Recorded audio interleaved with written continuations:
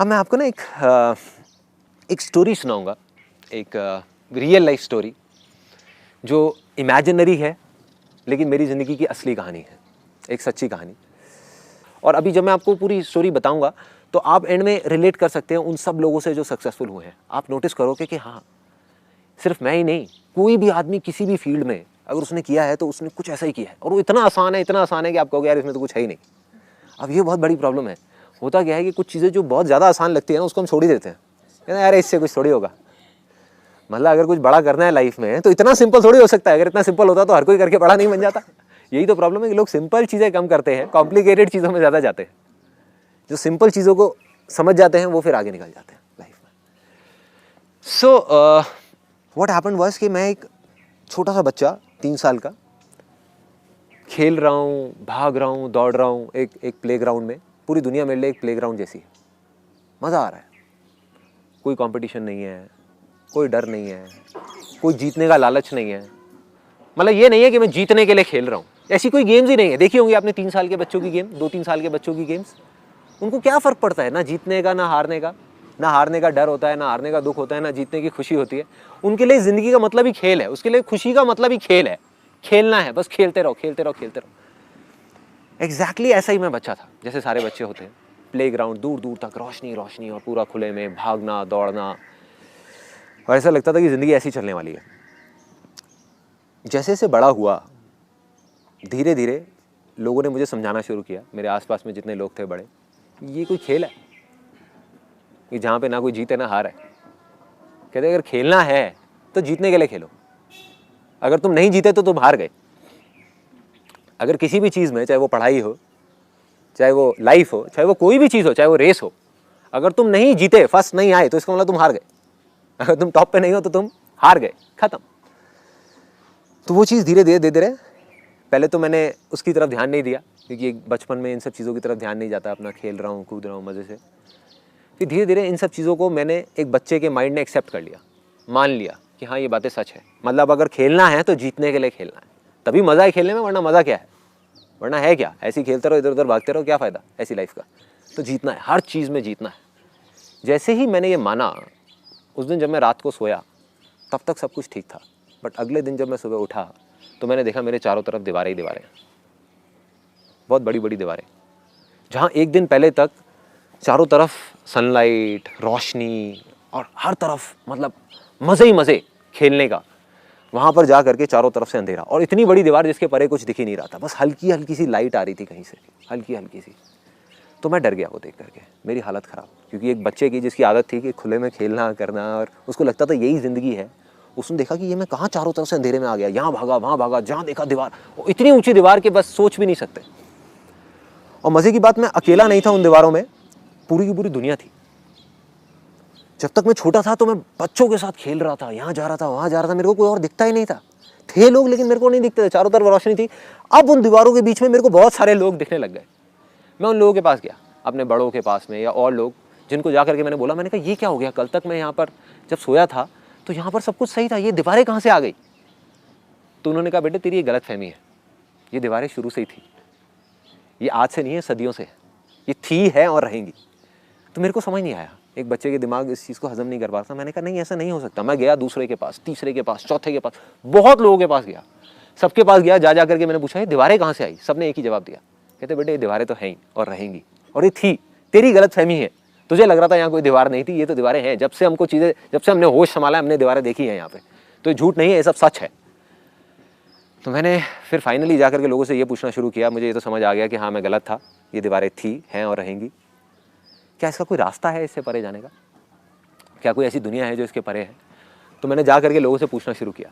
I started asking कि ठीक है समझ गया कि ये दीवारें हैं, बट इसकी अगर पार निकलना है या आगे निकलना है तो क्या है, ये दीवारें हैं क्या, किस चीज़ की बनी हुई है, ये दीवारें आई कहाँ से, कल तक तो नहीं थी, किस चीज़ की। किसी के पास कोई जवाब नहीं था, बट एक आदमी मुझे मिला, उसने कहा बेटे एक रास्ता है, वो सीढ़ियाँ देख रहा है सामने, सीढ़ियाँ जा रही हैं ऊपर, तो एक काम कर, उन सीढ़ियों पर कुछ लोग दिख रहे हैं तुझे।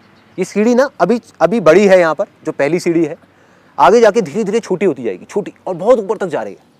अगर तू वहां पहुंच गया तो तू उस दीवार के परे निकल जाएगा, तुझे सिर्फ एक एक करके उन सीढ़ियों पे चढ़ना है। मैंने एक्सेप्ट कर लिया, मैंने कहा कि नहीं मैं चढ़ूंगा, कुछ भी हो जाए, चाहे मुझे कुछ भी करना पड़े, मुझे तो उस दीवार के परे जाना है। मुझे वो दुनिया याद थी, मैं भूला नहीं था उस दुनिया को जहाँ मैं बचपन में जी रहा था, खेल रहा था। मुझे वापस से उस रोशनी वाली दुनिया में जाना था, इस अंधेरे से निकल करके।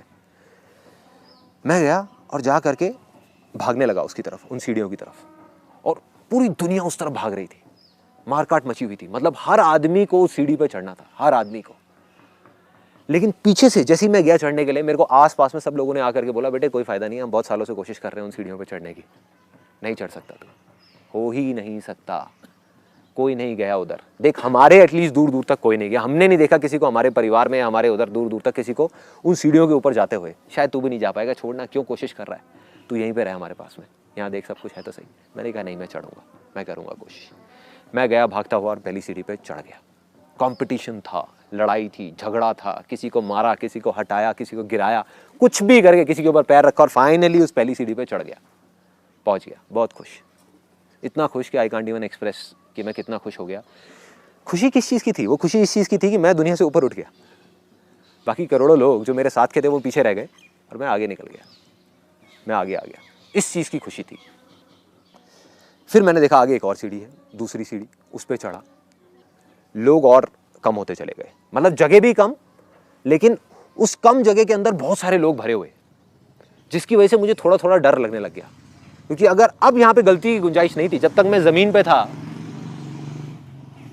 तब तक कोई डर नहीं था, या डर ये कह लो कम था, लिमिटेड था। लेकिन जैसे से मैं ऊपर बढ़ रहा था, वो डर और बढ़ता जा रहा था, क्योंकि अब डर था नीचे गिरने का, कि अगर हल्का सा यहाँ से धक्का लगा और वापस से अगर उसी ज़मीन पे पहुँच गया तो मेरा क्या होगा। फिर मैं और ऊपर चढ़ा, तीसरी सीढ़ी, चौथी सीढ़ी, पांचवी सीढ़ी, करते करते करते करते एक दिन ऐसा आया कि उस सीढ़ी के टॉप पे पहुँच गया, ऊपर पहुँच गया, जहाँ पर मुझे बताया गया था जब मैंने नीचे इस जर्नी को शुरू किया था कि ऊपर जाने के बाद एक ऐसा रास्ता मिलेगा जहाँ से इस दीवार के परे निकल जाएंगे, इस दीवार के परे, जहाँ पर रोशनी रोशनी होगी, खुशियाँ ही खुशियाँ होगी। लेकिन मज़े की बात, वहाँ पर जब मैं टॉप पे गया तो वहाँ पे सिर्फ कुछ लोग थे, जगह बहुत छोटी सी थी, टॉप पे बहुत कम लोग वहाँ पे खड़े हुए थे, और वहाँ पर जाने के बाद भी उछले जा रहे थे और ऊपर जाने के लिए, मतलब अभी भी तसल्ली नहीं हुई थी, कोशिश कर रहे थे। मैंने कहा यार ये तो धोखा है, ये तो मेरे साथ धोखा हुआ है।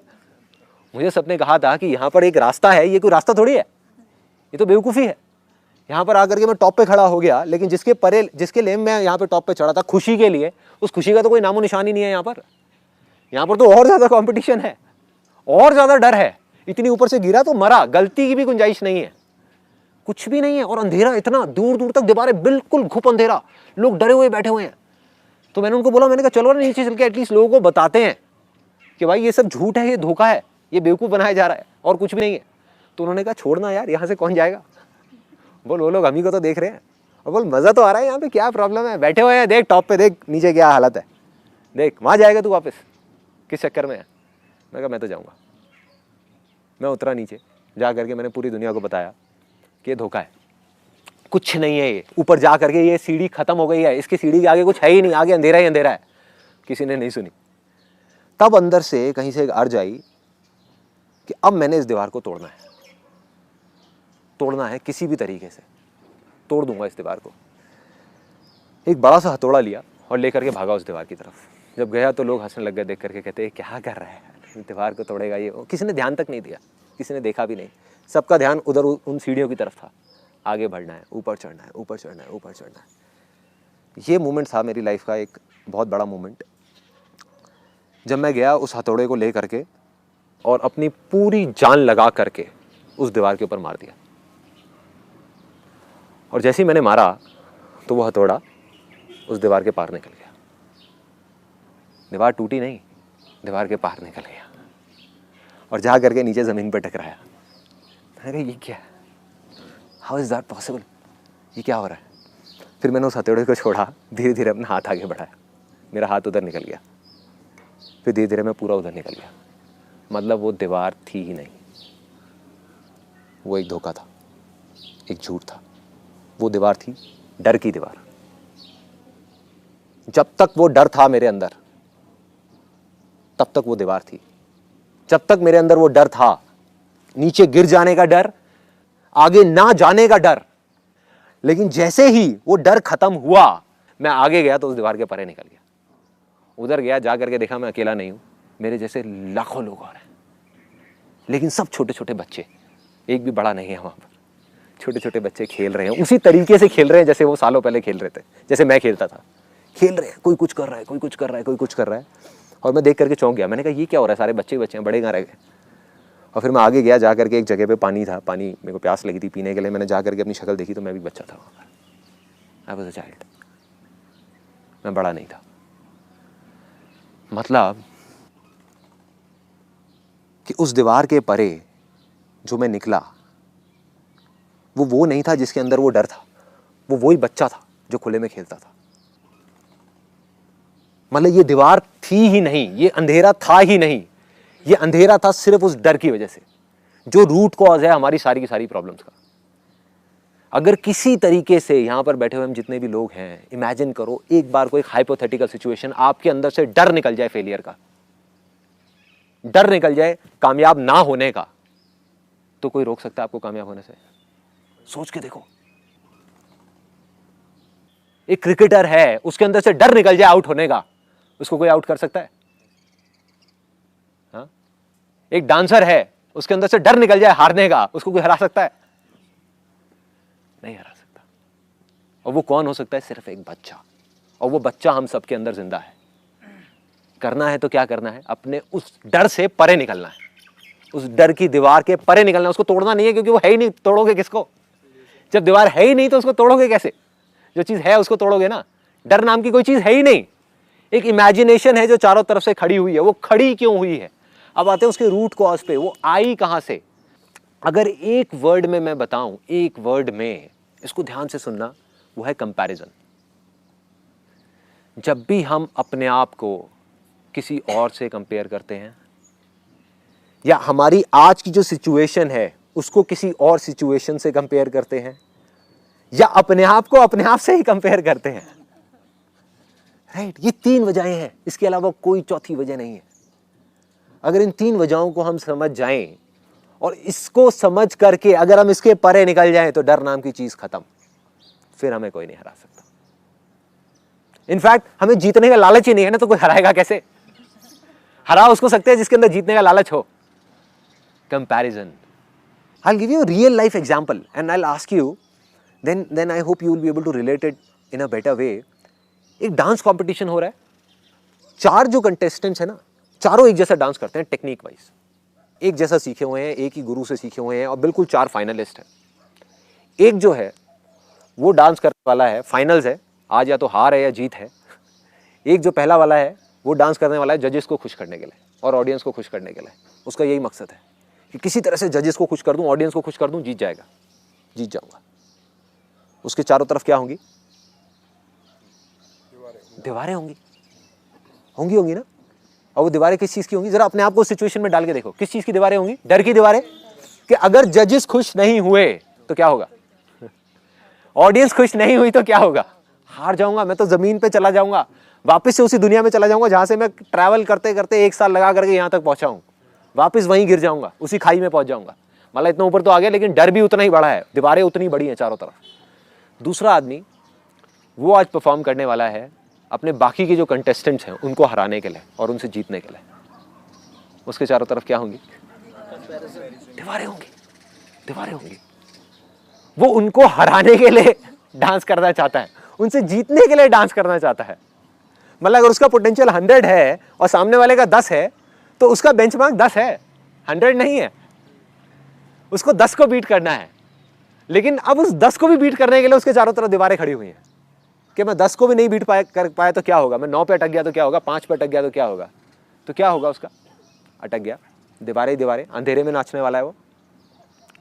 तीसरा आदमी, जो तीसरा फाइनलिस्ट है, वो डांस करने वाला है। उसको कोई फर्क नहीं पड़ता जजेस का, उसको कोई फर्क नहीं पड़ता ऑडियंस का, उसको कोई फर्क नहीं पड़ता बाकी कंटेस्टेंट्स का, लेकिन उसको फर्क पड़ता है अपनी लास्ट परफॉर्मेंस का। सेमीफाइनल्स में जो उसने करी थी, उसके हिसाब से उसकी बेस्ट परफॉर्मेंस थी, उसके हिसाब से वो परफॉर्मेंस उसने बचा के रखी हुई थी, लेकिन सेमीफाइनल्स में उसने कर दी, उसका बेस्ट डांस उसने कर दिया। तो अब उसको आज नाचना है अपनी उस परफॉर्मेंस को पीछे छोड़ने के लिए, मतलब कि उसको उससे बेटर परफॉर्म करना है। क्या है उसके चारों तरफ?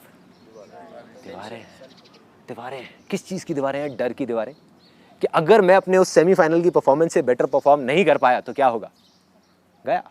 गिरा वापस से जा करके उसी दुनिया में, वापस से जहां कोई नहीं जाना चाहता। चौथा कंटेस्टेंट वो कहता है जजेस गए तेल लेने, ऑडियंस गई भाड़ में, बाकी कंटेस्टेंट से मुझे कोई फर्क नहीं पड़ता, भगवान करे उसमें से जिसको जीतना है वो जीत जाए, मुझे कोई फर्क नहीं पड़ता, जिसको हारना है वो हार जाए, मुझे हारना है मैं हार जाऊं, मुझे कोई फर्क नहीं पड़ता, मुझे ना अपनी पुरानी कोई परफॉर्मेंस याद है, मैं तो भाई बस इसलिए नाचने वाला हूं क्योंकि नाचना मेरे लिए खेल है और खेल मेरे लिए जिंदगी है।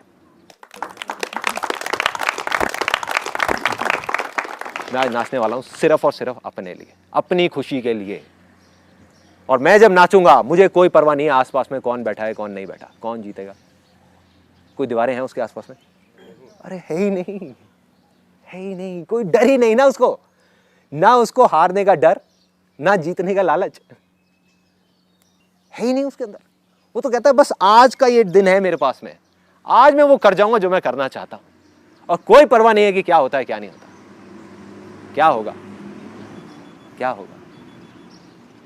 अब आप ध्यान से देखो, ये जो बच्चे हैं ना, ये छुपे हुए हैं हमारे में से कहीं, ये मत समझो ये कोई दूसरे प्लेनेट से आए हैं। ये किसी डांस कंपटीशन में आपको दिख सकते हैं, किसी जगह पे आपको दिख सकते हैं, किसी क्रिकेट में आपको दिख सकते हैं, एक्टिंग में आपको दिख सकते हैं। एक एक्टर है जो खुद की एक्टिंग को बीट करने के लिए लगा हुआ है, 20 साल हो गए अपनी एक्टिंग को ही नहीं बीट कर पा रहा, लगा हुआ है, या किसी और को बीट करने की कोशिश कर रहा है, या किसी को खुश करने की कोशिश कर रहा है। एक एक्टर है वो सिर्फ एक्टिंग कर रहा है, तो कोई परवाह नहीं है। तो कौन जीतेगा एंड में? तो जो नहीं जीतना चाहता वही जीतेगा। You will be unstoppable. आप जिस भी फील्ड में होगे, जो भी कर रहे होगे, यू विल बी अनस्टॉपेबल। किसी भी फील्ड में आप उठा करके देखोगे, आपको 3 तरह के लोग मिलेंगे। एक वो जो फेलियर्स हैं, उनमें डर सबसे ज्यादा है, क्योंकि वो डरे हुए हैं कि हम आगे नहीं बढ़ पाए तो क्या होगा, नहीं बढ़ पाए। वो ये नहीं समझ पा रहे हम अपने डर की वजह से नहीं बढ़ पा रहे। अगर किसी तरीके से डर को हटा दिया जाए तो हम आगे बढ़ जाएंगे। एक वो जो मीडियोकर है, एक वो जो अनस्टॉपेबल है। चाहे आप पेंटिंग में उठा करके देख लो, चाहे इसमें, चाहे उसमें, आर्ट में, किसी भी चीज में, बिजनेस में उठा करके देखो, those are unstoppable. Those are the people जिनके अंदर डर नाम की कोई चीज ही नहीं है। जिसके अंदर हल्का सा भी डाउट है, जिसके अंदर हल्का सा भी डर है, वो गया। आज वो कहीं पर भी है, वो गिर सकता है। देखो क्या होता है ना, आज आप दीवार के इस तरफ खड़े हो, मैं इस तरफ खड़ा हूं, बस इतना सा फर्क है। एक ना एक दिन आप इस दीवार के इस तरफ आओगे, तब आप आकर के देखोगे उन सब चीजों को जिस चीज के बारे में मैं आपको बता रहा हूं।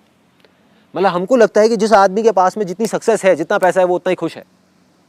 अगर ऐसा होता तो आज सबसे ज्यादा खुश लोग यूएस में होते हैं, जहां हम इंडिया के लिए रोते रहते हैं ना कि इंडिया में ये प्रॉब्लम है, वो प्रॉब्लम है, वो प्रॉब्लम है। अच्छा, ये सारी प्रॉब्लम्स ठीक हो जाए तो हम खुश हो जाएंगे। यूएस में तो नहीं है, वहां इतने दुखी क्यों है लोग? दैट मीन्स इन सीढ़ियों पर चढ़ने से कुछ नहीं होने वाला। चाहे हमारी कंट्री है वो आगे बढ़े, चाहे हम एज अ पर्सन आगे बढ़ते चले जाएं, जब तक वो डर हमारे अंदर से नहीं जाएगा तब तक कुछ नहीं होने वाला। आप किसी भी लेवल पे हो, चाहे आप नीचे हो चाहे ऊपर हो, मतलब ये लेवल्स को ही छोड़ना होगा।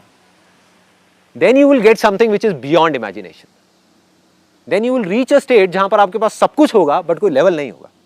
आज मेरे पास सब कुछ है लेकिन उसको खोने का डर नहीं है। मतलब आज अभी हम यहां पर बैठे हुए हैं, अगर कल मेरे पास जो भी कुछ है, right from my car to my house to my bank balance to my company, सब कुछ बंद हो जाए, सब कुछ खत्म हो जाए, मैं तब भी हंस करके आपके साथ में यहीं पे बैठा हूँगा और हंस करके बातें कर रहा हूँ। या यहाँ पर नहीं होऊंगा तो किसी हिल स्टेशन पे, कसौली में ऊपर जाकर, मॉल रोड है ना, वहाँ पर जा करके आपकी फोटोग्राफ खींच रहा हूँ, स्माइल 10 रुपये देना है। प्रॉब्लम क्या है? प्रॉब्लम क्या है? राइट। और वो डर नहीं है मेरे अंदर, इसलिए मैं खुल के वो कर पा रहा हूँ जो मैं करना चाहता हूँ। नहीं तो मेरी सिचुएशन में ऐसे लाखों लोग हैं, लाखों बिजनेसमैन हैं पूरे वर्ल्ड में, जिनके पास आप जाओ, जा करके बोलते हैं हमारे पास टाइम ही नहीं है। किस चीज़ का टाइम नहीं है? अपनी हेल्थ के ऊपर टाइम देने का टाइम नहीं है। हाँ, वो करने का टाइम नहीं है जो हम करना चाहते हैं। तो भाई किस चीज़ का टाइम है तुम्हारे पास? किस चीज़ का टाइम है? किस वजह से नहीं कर रहे? सीधा बोलो ना कि डर की वजह से नहीं कर रहे। डर है कि कहीं हम ये जो हाथ में है वो खो ना दें। डर है कहीं ये पंगा लेकर के वो चीज़ ना खत्म हो जाए जिसको करने में हमको 10 साल लगे। और डर ही नहीं है, ना आज है, ना तब था, ना कभी होगा। इसलिए आज ये सब कुछ है मेरे पास में। Simple simple. So my simple question to all of you, क्या है वो तरीका जिससे हम अपने डर को निकाल सकते हैं? या क्या प्रॉब्लम है जिस वजह से वो डर नहीं निकलता? कैसे निकल सकता है वो डर? If you live in a society, so you interact with people, there are circumstances which are beyond your control, and once in a while वो आता है आपके अंदर, थोड़ा सा ऊपर उफान मारता है, आगे चलने को कहता है, बट कुछ सर्कमस्टेंसेज ऐसे होते हैं जो आपके कंट्रोल से नहीं होते हैं, वो फिर धीरे धीरे दबने लगता है, मुझे ऐसा लगता है। Your point is very valid कि जब सर्कमस्टांसेस ऐसे होते हैं तब हम उस दीवार को नहीं तोड़ पाते। बट सवाल ये है कि आपसे भी बुरे सर्कमस्टांसेस से लोगों ने निकल करके आसानी से, मुश्किल से नहीं, आसानी से उस दीवार के उस पर गए हैं। वो कैसे गए हैं?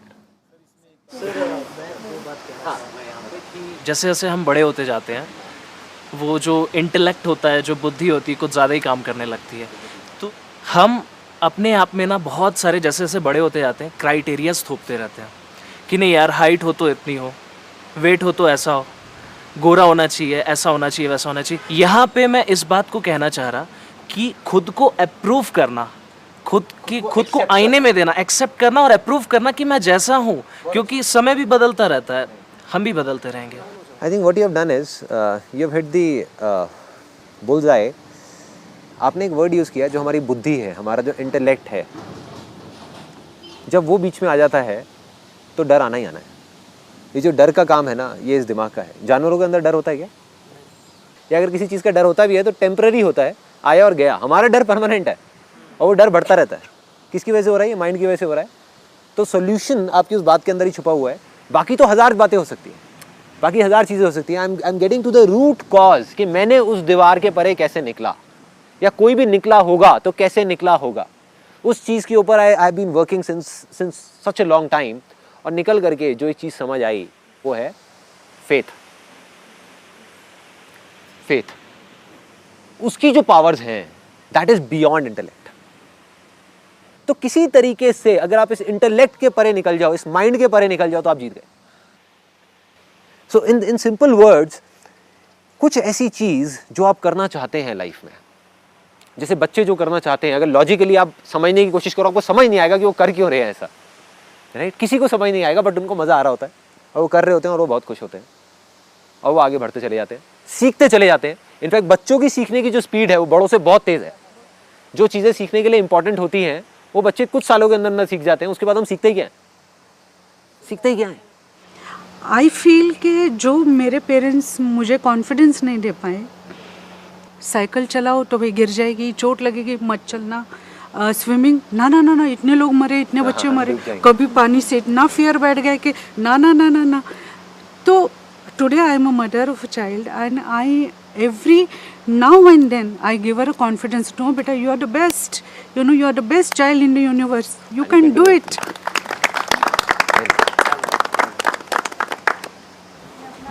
शेयर करना चाहूँगी जो आपका लास्ट लाइफ चेंजिंग सेमिनार सुनने के बाद मेरे अंदर आया। एक्चुअली जब मैं 2-2.5 साल की थी तो मेरी लेफ़्ट आई में एक स्क्विंट हो गया था। तो तब एकदम घर वाले परेशान हो गए कि क्या हो गया। मैं एकदम नॉर्मल थी और अचानक से ऐसा हो गया। तो मेरे फादर कई जगह मेरे को लेकर गए, तो एक डॉक्टर ने बोला कि सर्जरी कराओ, बिल्कुल ठीक हो जाएगी। तो पता नहीं था कैसे उसने ऐसा बोल दिया, और शायद पैसे बनाने के चक्कर में जो भी है सर्जरी कर दी और मैं ठीक नहीं हुई। तो उन्होंने बोला कि ये जब बड़ी होगी तब हो जाएगी ठीक। तो मैं बड़ी भी हो गई लेकिन मैं ठीक नहीं हुई। 20-22 साल तक मैं ऐसी ही रही। मैंने भी कॉम्प्रोमाइज़ कर लिया कि मैं नॉर्मल नहीं दिखती, मतलब मैं थोड़ा अलग अलग रहती थी। और अब तक का रिकॉर्ड है, मैंने आज तक कभी अपना बर्थडे सेलिब्रेट नहीं करा। मेरे फादर और मेरा बर्थडे एक ही दिन आता है, फिर भी मैंने कभी सेलिब्रेट नहीं करा, सिर्फ इसीलिए कि मुझे लगता था मैं दूसरों की तरह नहीं दिखती। लेकिन वो सेमिनार सुनने के बाद जब आपने कहा कि एक अंदर से आवाज़ आनी चाहिए, तो मुझे लगा कि हाँ मैं ठीक हो सकती हूँ। मतलब एक बिलीव बना मेरे अंदर कि मैं ठीक हो सकती हूँ। फिर काफ़ी सारे हॉस्पिटल्स में मैं फ़ादर के साथ गई थी, तो डॉक्टर्स ने बोला कि ये ठीक हो जाएगा, लेकिन इसमें रिस्क है, कुछ भी हो सकता है, आंखों की रोशनी जा सकती है, कुछ भी हो सकता है। मैंने कहा नहीं, कुछ नहीं होगा, मैं ठीक हो गई। मतलब मैं सोचती थी, मैंने बिलीव कर लिया था कि नहीं मैं ठीक हूँ। तो जब उन्होंने सिग्नेचर कराया, मैंने साइन कर दिया बिना सोचे समझे, नहीं मैं ठीक हूँ बिल्कुल। तो ऑपरेशन भी हो गया और सक्सेसफुल हुआ। अब मैं बिल्कुल नॉर्मल हूँ और विदिन 6 मंथ डॉक्टर ने बोला है तुम बिल्कुल नॉर्मल हो जाओगी। अभी थोड़ी स्वेलिंग है आई में, लेकिन परफेक्ट हो जाऊँगी विदिन 6 मंथ। तो ये लाइफ का सबसे बड़ा ड्रास्टिक चेंज है और इसलिए मैं आपको थैंक्स करने आई हूँ यहाँ पे स्पेशली। मुझे you are just like my. आप जो कह रहे हो ना कि मेरी वजह से कुछ हुआ, मैं आपको बिल्कुल सच बोलूँगा, मेरी वजह से कुछ भी नहीं हुआ। जो हुआ आपके उस अनशेकेबल फेथ की वजह से हुआ। जिस फेथ की अभी बात हो रही है, अभी आपने पूछा ना वो कैसे आता है, आंसर मिल गया। कैसे आता है वो फेथ? वो फेथ आया अंदर से, भोलेपन की वजह से, उस बच्चे की वजह से, उस बड़े आदमी की वजह से नहीं जो हमको कंफ्यूज करता है, जो दिमाग ज्यादा लगाता है।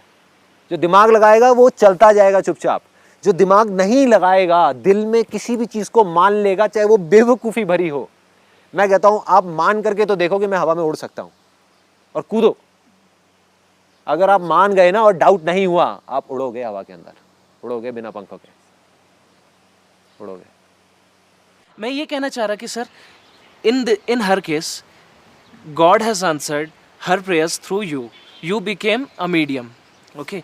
बट अगर हमें अब खुद का डॉक्टर बनना है, जैसे मान लीजिए अभी हमारी लाइफ में कोई प्रॉब्लम आ रही है, किसी को बैंक बैलेंस बढ़ाना है, किसी को हेल्थ बढ़ाना है, किसी को लाइफ पार्टनर ढूंढ रहा है वगैरह वगैरह, तो मैं चाह रहा सर कि वो जो फेथ है, वो जो बोलते हैं ना इंटरनल ट्रिगर, वो जो बोलते हैं वो कैसे है? देखो मैं क्या कह रहा हूँ, इन्होंने जंगल में आग लगा दी, उसमें मैं एक चिंगारी था, मान लिया, पर चिंगारी सिर्फ एक नहीं है, लाखों चिंगारियां हैं। Sandeep Maheshwari is just one of those चिंगारीज। अरे ये चिंगारी ने तो बहुत जगह जंगल आग लगाई, लेकिन हर जगह जंगल में आग लगी क्या? नहीं लगी ना। तो आप भी अगर अपने भोलेपन को ओपन रखोगे, अपने अंदर के बच्चे को जिंदा रखोगे, तो आपको तो चिंगारियां ही चिंगारियां दिखेंगी। वो चाहे यहाँ से आए, चाहे वहां से आए, चाहे किसी बुक से आए, चाहे वहां से आए, चाहे किसी की कोई बात सुन के आए, चाहे बिना बात सुने आए, चाहे अंदर से आए, चाहे कहीं से भी आए, किसी और सोर्स से आए, वो आपको नहीं पता कहाँ से चिंगारी आएगी। ठीक है। मेरे लाइफ में छोटा सा इंसिडेंट हुआ था, like I was in graduation, then happens कि आई वाज वेरी टेंस्ड कि my college was not that good, तो I was really very tensed कि यार कहाँ मैंने एडमिशन ले लिया, बिकॉज मेरी स्कूलिंग बहुत अच्छी थी तो कॉलेज अच्छा नहीं था। फाइनली जब बहुत ज़्यादा टेंशन में थी कि क्या करना है क्या नहीं करना है, तो ऐसे ही रोड पे I was sitting in a park, there was a kid who was eating a softy cone, और वो कोन ऐसे नहीं खा रहा था जैसे हम लोग खाते हैं ऐसे सिंपली। उसने क्या किया था, उसने कोन को नीचे से काटा था, मतलब वो जो किड थी उसने ऐसे नीचे से काटा, and she was trying to suck that ice cream. तो I also purchase that ice cream from there only, and I started eating the way she was eating. वहाँ पे पार्क था, तो एक अंकल ऐसे ही वॉक कर रहे थे, he was smiling because I was doing the same stuff as if जो एक छोटी सी किड कर रही थी। तो उन्होंने मुझे एक बात बोली, बोलते हैं बेटा मुझे लग रहा है आपके फेस से कि आप थोड़ा सा टेंस हो, और ये जो आप अभी ट्राई कर रहे हो इसको लाइफ में कभी ब्रेक मत होने देना, बिकॉज आज तुमने एक बच्चे से कुछ सीखा है और एग्जैक्टली तुम्हें ये चीज़ बहुत आगे लेके जाएगी, क्योंकि अभी तुम्हारे टेंशन के मोमेंट में भी ये जो तुम एक छोटी सी चीज़ ट्राई कर रहे हो तो इससे तुम्हें खुशी मिल रही है। When you can get some happiness in such a tension moment from a small kid, तो खुद एक चीज़ सोच के देखो कि अगर तुम्हारे अंदर का बच्चा जिंदा रहे तब तुम खुद कितने खुश रह सकते हो। सर एग्जैक्टली सक्सेस क्या है? ये आपका ये खुशियाँ, बट हर एक बंदे की लाइफ में सक्सेस का एक टारगेट होता है। जो सक्सेस की एग्जैक्ट डेफिनेशन है मेरे माइंड में, वो कि उस पॉइंट को हासिल करना, कि अगर एक फोटोग्राफ रह के संदीप महेश्वरी इतने कम टाइम में इतना कर सकता है, तो चीज़ तेरे में क्या है? डर नहीं है, सिर्फ एक वे नहीं है मेरे पास। तो मैं आपको वे दे देता हूँ, I'll just give you the exact way। आप एक बहुत बड़े फोटोग्राफर बनना चाहते हो, एक बहुत बड़ी कंपनी बनाना चाहते हो, तो अभी आप क्या कर रहे हो, उन्हीं सीढ़ियों की तरफ जा रहे हो कि मैं जब वहाँ चला जाऊँगा तब मैं सक्सेसफुल हो जाऊँगा।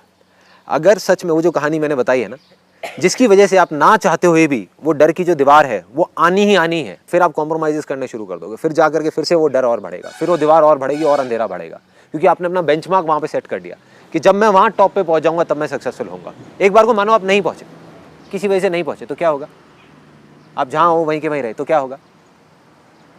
तो फेलियर रहेगा ना। हाँ, एक डर रहेगा ना, वो डर बढ़ेगा ना कि क्या होगा, उस बेंचमार्क की वजह से वो डर आ रहा है। उसका तरीका क्या है? उस दीवार के परे निकलो। अगर आपको फोटोग्राफी करने में मज़ा आता है, जो मेरे को आपकी बातों से समझ आ रहा है कि मज़ा आता है, तो सारा ध्यान उस बड़े फोटोग्राफर पे से हटा के, इमेजेस बाजार से हटा के, यहाँ से हटा के, वहाँ से हटा के, सारा ध्यान उठा करके फोटोग्राफी में डाल दो। अपना फेथ उठा करके फोटोग्राफी में डाल दो और बोलना शुरू कर दो अपने आप को, अपने कॉन्शियस माइंड को, कि मैं इंडिया का सबसे अच्छे फोटोग्राफर्स में से एक हूं। But not with an ego kind of a thing. मतलब एक तो होता है कि मैं ये हूं, फिर तो अटक गए ना, अटक गए, राइट? मतलब आई एम दैट। अब अगर मैं ऐसा हूं तो मैं कैसे रहूंगा, मैं क्या करूंगा, कैसे बोलूंगा, कैसे शूट करूंगा, कैसे क्या करूंगा। मतलब वो फोटोग्राफी को खेल बना दो, जीतने के लिए या हारने के लिए नहीं, खेलने के लिए। अगर आपकी फोटोग्राफी बोल गई तो आपको बोलने की ज़रूरत नहीं पड़ेगी। जब मैं मेडिकल प्रोफेशन में आया तो मैंने एक चीज़ देखी कि लोगों ने मेडिकल प्रोफेशन को एक बिज़नेस का रूप दे दिया है। तो मतलब जो चीज़ सिंपल वे में प्रोसीजर सिंपल वे में हो सकता है, उसको कॉम्प्लिकेटेड बना के उस चीज़ को इतना मतलब पैसे के लिए सिर्फ उसको आगे बढ़ाते जा रहे हैं। तो तब से ही दिमाग में एक चीज़ थी कि मुझे कुछ करना है, उन मरीज़ों के लिए कुछ करना है जिनके पास पैसे नहीं हैं और उनकी जानें जाती जा रही है, क्योंकि ज़िंदगी एक लाइफ का बहुत एक बिग पार्ट है। तो उस चीज़ को मैंने एक शॉर्ट लेवल पे स्टार्ट किया कि मैं पर्सनली जो भी पेशेंट उसके लिए मैंने एक एनजीओ भी स्टार्ट किया, doctors with us medical services, जिसमें कि डॉक्टर्स आपके साथ हैं, हमेशा आपके साथ रहेंगे। तो सर मैं उस लेवल में इतना पहुंचना चाहता हूं, इतना आगे पहुंचना चाहता हूं कि इन द फ्यूचर कि कोई भी अगर सर्जरी हो रही है, कोई भी हार्ट सर्जरी हो रही है या कोई भी किसी चीज़ का ट्रीटमेंट हो रहा है, तो उसमें लोगों का पैसा ना लगे, मतलब पैसे की वजह से लोगों की जाने ना जाए। देखो this is something very interesting. अभी जो इन्होंने अपना एक्सपीरियंस शेयर किया ना, that is called the state of inspiration. जैसे इन्होंने अपने दिल की सुन ली कि मेरे को ये चीज़ करनी है, मेरे को इस मैं किसी पेशेंट को मरते हुए नहीं देख सकता पैसे की वजह से। आ गया ना, दिल की सुन ली। अब दिमाग नहीं लगाना, अभी दिमाग अपने आप लगेगा। Once that faith become stronger, वो जब बड़ा होता जाएगा बड़ा होता जाएगा बड़ा होता जाएगा, तो दिमाग अपने आप ऐसे रास्ते दिखाएगा, ऐसे लोगों को ला करके आपके सामने खड़े कर देगा जो आपने सोचे भी नहीं होंगे। अब आते हैं पॉइंट पे, जो एग्जैक्ट प्रॉब्लम है। सब करना चाहते हैं, सबके पास में कोई ना कोई प्लान है। किसी का है कि मेरे को ये करना है, किसी का है मुझे वो करना है, किसी की शुरुआत ही नहीं हुई, किसी की शुरुआत हो चुकी है, किसी की शुरुआत हो चुकी है। सो द प्रॉब्लम इज, करें क्या? Social entrepreneurship is the answer. Problem क्या है कि हम चीज़ को we don't see life as colourful, we see life as black और वाइट। हम ये सोचते हैं कि अगर हमको कोई ऐसा भलाई का काम करना है तो उसमें हम पैसा नहीं ले सकते सामने वालों से, वो लेना गलत बात होगी। This is not the right thing. और कई लोग तो मुझे देख करके गलत आइडियाज़ निकाल रहे हैं, मुझे देख करके सोच रहे हैं क्योंकि मैं पैसे नहीं लेता तो इसलिए हम भी पैसे नहीं लेंगे और हम इसलिए ऐसा कोई काम करेंगे। That is not right. मेरे पास में इतने रिसोर्सेज हैं कि मैं ये चीज़ें कर सकता हूँ और मेरे अंदर अटैचमेंट नहीं है इन सारे रिसोर्सेज से। मुझे जितना चाहिए उससे बहुत ज़्यादा है। मैं तो पैदल जाता हूँ अपने घर से ऑफिस भी बहुत बार, मतलब मुझे नहीं है, मुझे गाड़ियाँ हैं तब भी उसका शौक नहीं है तब भी फ़र्क नहीं पड़ता, नहीं है तब भी नहीं पड़ता, स्कूटर पे भी घूमता हूँ, तो does not make a difference to me. तो मेरे से अगर ये पैसा चला भी जाए तो मुझे कोई फ़र्क नहीं पड़ने वाला, ना मुझे, ना मेरी फैमिली को, ना किसी को भी। That's why I am doing it. But आपके अंदर कहीं भी इतनी सी भी गिल्ट नहीं होनी चाहिए कि मैं ये अच्छा काम इसलिए नहीं कर रहा क्योंकि मैं ये करके पैसे नहीं लेना चाहता। That should not be the case. जैसे एक डॉक्टर हैं जिनको मैंने सत्यमेव जयते में देखा था, जिनके फेस से ही देख करके एक ऐसा ऑरा आ रहा था। Doctor Shetty he is a heart surgeon. और वो गांव वालों से उन्होंने कुछ ऐसी स्कीम बनाई है कि 1 रुपये दिन का या 2 रुपये दिन का लेते हैं इंश्योरेंस के through, right, and he is profitable और ऐसा काम कर रहे हैं विच इज़ अनबिलीवेबल। वही कर रहे हैं जो आप करना चाहते हो। So he is a kind of a role model for you. सुना हुआ आपने उनके बारे में? आप एक बार देखिए, सत्यमेव जयते को देखिए और उनके ऊपर रिसर्च करिए। सो उन्होंने क्या निकाला तरीका, उन्होंने गांव वालों से, मेरे को एग्जैक्ट याद नहीं है, बट एक अमाउंट फिक्स किया जो वो अपनी तनख्वाह में से, अपनी जो कमाते हैं पगार में से बड़े आराम से दे सकते हैं। ऐसा अमाउंट जिसमें पूरी 4 बंदों की उनकी फैमिली कवर हो गई। और ऐसे उन्होंने लाखों लोगों से पैसा लिया, करोड़ों रुपए आया और आज उनके वहाँ पे एक दिन के अंदर अंदर पूरे वर्ल्ड में सबसे ज़्यादा जो हार्ट सर्जरीज होती है वो वहाँ होती है। और किन की होती है? उन लोगों की जिनके पास में पैसा नहीं है ये करने का। तो जो आपका दिल कह रहा है, जो आपका फेथ कह रहा है वो करो। कैसे होगा वो मुझे भी नहीं पता, आपको भी नहीं पता, लेकिन एक बात कन्फर्म है कि वो होगा।